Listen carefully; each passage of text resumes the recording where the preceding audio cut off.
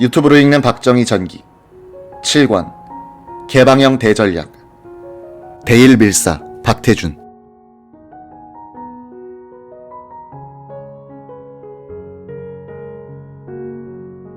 1964년 1월 1일에 발표된 박정희 대통령 신년사의 신문 제목은 부지런히 일합시다였다. 그 내용도 온통 일과 관계되는 단어들로 채워졌다. 능률 있는 정치, 행정의 능률, 성실한 일꾼, 일하는 정부, 일하는 국민 등등. 최두선 국무총리의 신년사 제목도 민족 역량을 결집하자였다. 정부가 일을 하는데 필요한 정치적 안정을 책임진 김종필 공화당 의장은 1월 1일자 조선일보와의 인터뷰에서 인구는 혁명 후 벌써 200만이나 늘어났고 국민들의 불만 배출구가 어디 있어야 하는데 그것을 재건 국민운동에 기대했으나 관청 하나만 더 만든 셈이 됐다고 자책했다.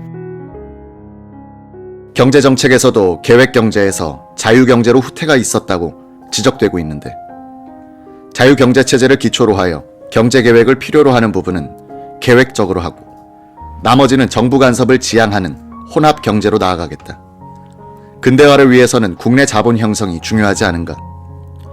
말은 쉽지만 민족 자본 형성은 어려운 것이다.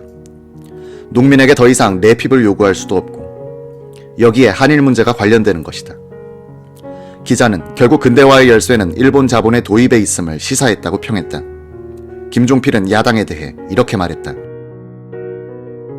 백지에 우리가 원하는 대로, 국민이 원하는 대로 그림을 그려야겠는데 누가 그 백지를 빼앗아 가거나 먹칠을 할 때 우리는 어떻게 할 것이냐이다. 김종필 의장은 1월 2일 아침 민정당 대표 최고위원인 윤보선의 자택을 찾아갔다. 박정희 대통령이 전하는 세단 한 대를 전달했다. 몸도 불편하시고 할 텐데 외출하실 때는 승용차를 타셔야 할 게 아닙니까? 차 한 대를 놓고 갑니다. 윤보선은 다음날 이 차를 돌려보냈다. 1월 4일 신문들의 사회면 머릿 기사는 제2 진나모 침몰, 남태평양 사무 와서 참치 잡다가 승무원 17명 행방불명이란 기사였다. 7일자 신문에는 속보가 실렸는데 23명 중 2사람이 살아났다는 것이었다. 배가 파도를 맞아 침몰하자 선원들은 모두 바다에 뛰어들어 고기잡이용 유리공으로 뗏목을 만들었다. 거기에 매달려 표류하던 중 선장은 수평선 너머의 섬이 보이자 수영에 자신 있는 선원 4명을 자원으로 뽑아 섬을 향해 헤엄쳐 가도록 했다. 그 가운데 2명이 10시간 이상 헤엄친 끝에 섬에 도착했다는 기사였다. 원양 어장 개척과 해운 선원들의 해외 취업이 본격화되면서 이런 선박 조난과 선원 떼죽음 기사는 반복된다. 박정희 대통령은 1월 10일 국회에 나와 연두 교서를 발표했다. 그는 정치인의 책임은 모든 동포가 다 먹고 살 수 있는 방도를 강구하는 것이라고 정의한 다음 우리가 극복해야 할 난관은 3가지라고 말했다. 공산주의와 대결하여 민주주의의 승리로 조국 통일을 성취하는 길, 빈곤을 물리치는 길, 국민의 사고를 지배해온 의타심과 파벌 의식과 대결하여 자주성을 확립하는 길. 과장된 몸집도 어투도 쓸 줄 모르는 박 대통령은 48분간 연두 교서를 밋밋하게 낭독. 박수는 시작할 때와 끝날 때밖에 나오지 않았다. 의원들은 하품하거나 담배 연기를 자욱하게 피우면서 무료함을 달래는 모습이었다. 이 무렵의 어느 날 저녁 박 대통령은 최고회의가 해산된 후 군에 복귀하지 않고 집에서 쉬고 있던 박태준 전 최고위원을 청와대로 불렀다. 박 대통령은 유경수, 근혜, 근영, 지만 등 식구들과 함께 자리한 식탁에 박태준을 앉힌 뒤 반주를 들면서 이런저런 이야기를 하다가 한일 관계에 들어갔다. 경제개발은 해야겠는데 모든 게 돈 문제로 귀착된다. 당분간 세수가 늘어날 것 같지도 않고 국가의 신용이 높지 않아 외자 도입도 어렵다. 유일한 방법은 이미 합의한 대로 일본으로부터 무상 3억 달러, 유상 3억 달러의 청구권 자금을 받아 쓰는 것이다. 그런데 일본 내의 정치적 사정으로 국교 정상화 협상이 진전되지 않고 있다.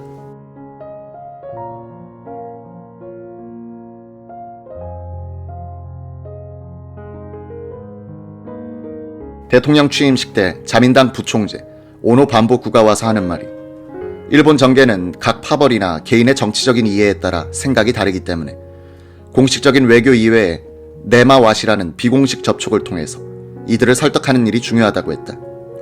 그런 인물을 보내달라고 하는데 조건으로서 대통령이 신임하는 인물, 대통령과 함께 오래 일한 적이 있어 의중을 읽을 줄 아는 인물, 그리고 통역 없이 이야기가 되는 인물이어야 한다고 했다.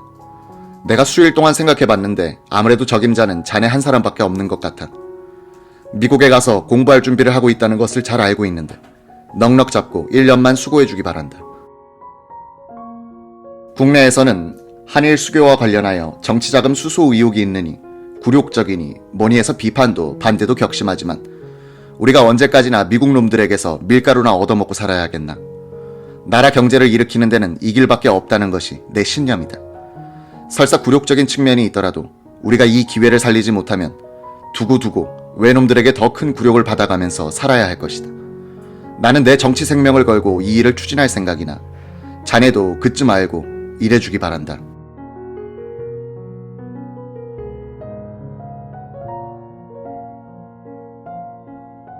박 대통령의 대일 밀사가 된 박태준 전 최고위원은 1964년 1월부터 8월 사이 일본에 머물면서 정부, 정계, 언론계 요인들과 만나 한일 국교 정상회담에 임하는 한국 측의 입장을 설명하고 다녔다. 2월 초 도쿄 아카사카 거리의 한 요정에 있었던 환영 모임에는 자민당의 거두 오노 반복구 부총재를 비롯하여 후나다 중의원 의장, 신하 외상, 나카가와 의원 등이 참석했다.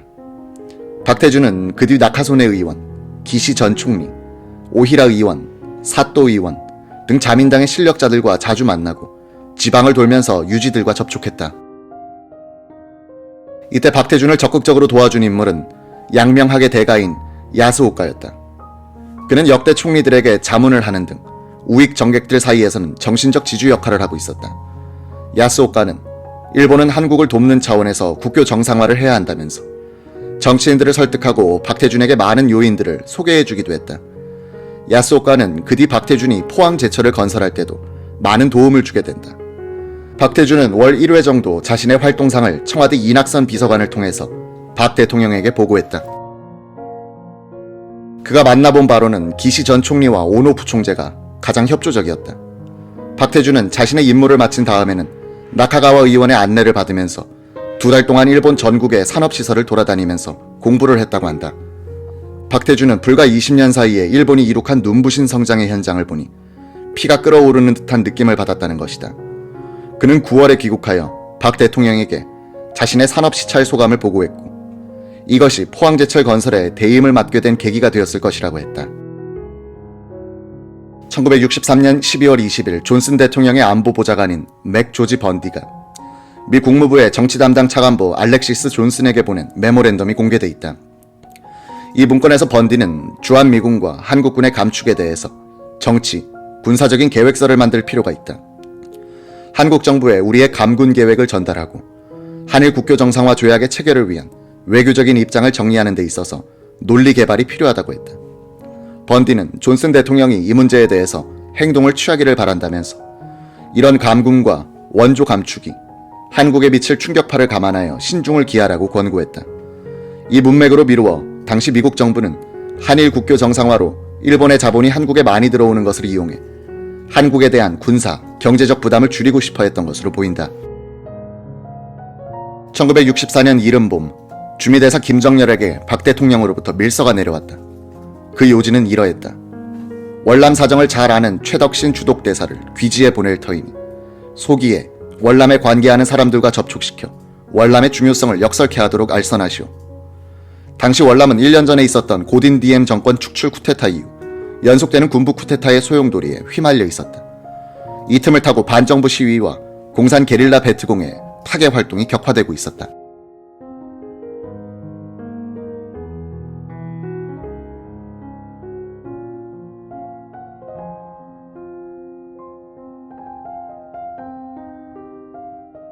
이때만 해도 미국 정부는 군사 고문단 정도만 파견해 놓은 채 본격적인 전투병력 투입 여부를 아직 결정하지 않고 있었다. 며칠 뒤 최덕신 대사가 워싱턴에 왔다. 나중에 북한으로 넘어가 그곳에서 생을 마감한 최 대사는 김정렬에게 박 대통령의 특명을 구두로 전했다. 미국 정부 요인들에게 월남 방어의 중요성을 역설하고 미국이 적극적으로 월남에 개입한다면 한국군을 파견하겠다고 제의하라. 최덕신 대사가 전하는 박 대통령의 파병 제안 배경은 이러했다. 첫째, 월남이 공산화되면 도미노 현상이 일어날 것이다. 인도 차이나 반도 전체의 공산화에 이어 태국, 말레이시아 등 동남아 국가 전체에도 그 영향이 확산될 것이고 필리핀을 거쳐 한국의 안보를 위협하게 될 것이다. 공산주의자 세력 확산을 월남에서 저지해야 한다.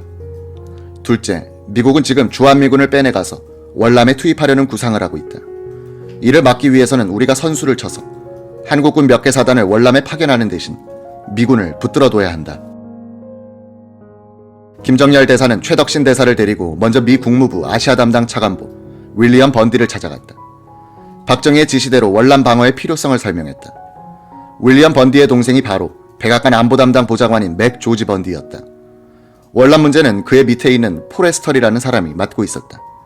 김 대사는 번디 차관보에게 부탁해 동생을 통해 포레스털을 만났다. 이 자리에서 최덕신 대사는 주월 대사 시절의 경험을 바탕으로 하여 자신의 주장을 폈다. 이런 설득 활동을 약 일주일간 벌인 뒤 최 대사는 서독으로 돌아갔다. 한 달 뒤 미국 국무부로부터 김정열 대사에게 통보가 왔다. 한번 기다려 봅시다. 김 대사로서는 다소 실망스러운 답이었다.